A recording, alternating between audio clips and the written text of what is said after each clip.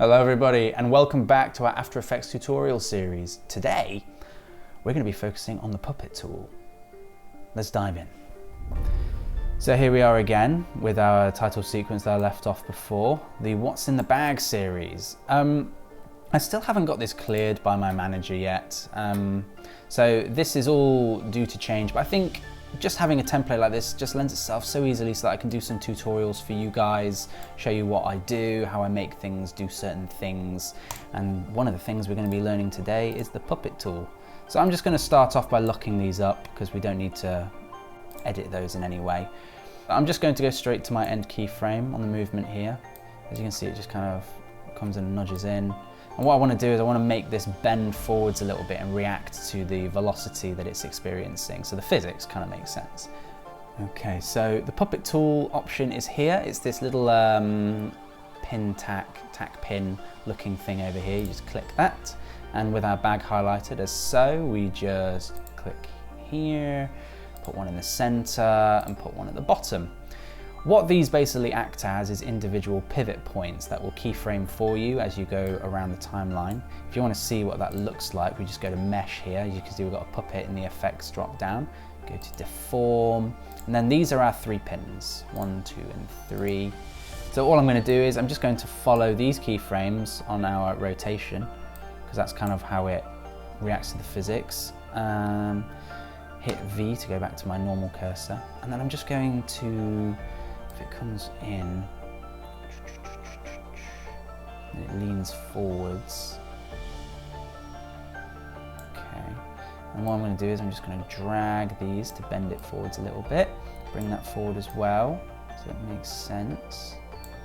Let it warp a little bit, and bring that back. And then because it's coming in, the velocity is that it will lean back and stretch backwards if the force is coming from underneath it, as if it's been pushed along the floor. Okay, so it's a little bit extreme for what we're going for. So what we can do with this is we can just drag these out a little bit. Like with everything in After Effects, it's just kind of knowing the tools that you have at your disposal and then just trial and error over and over again until you come across something that works. And once you've done it right one time, you'll find that it then just clicks into place and you can use them to your heart's content to make whatever it is that you would like.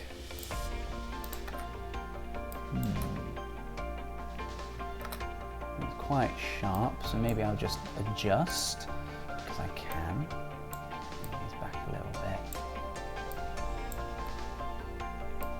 Some people find that the puppet tool is quite an amateur tool, and with other tools available out there, such as plugins and just various other ways of going about things, After Effects has a lot of options that you can choose from. I just personally find the puppet tool has its place. There's a reason it's on the top toolbar. As you can see, it just makes the bag seem a little bit more engrossed in the physics that is going on about it there. And there you go, puppet tool is as simple as that. You can do some crazy stuff. I wouldn't recommend it for animating characters with their arms and legs, but I don't know. There are certain situations whereby it is just handy to quickly get something done and to quickly make something just look a little bit more flexible. Anyway, that's been our tutorial for today, so thank you for watching and I'll see you next time. Goodbye.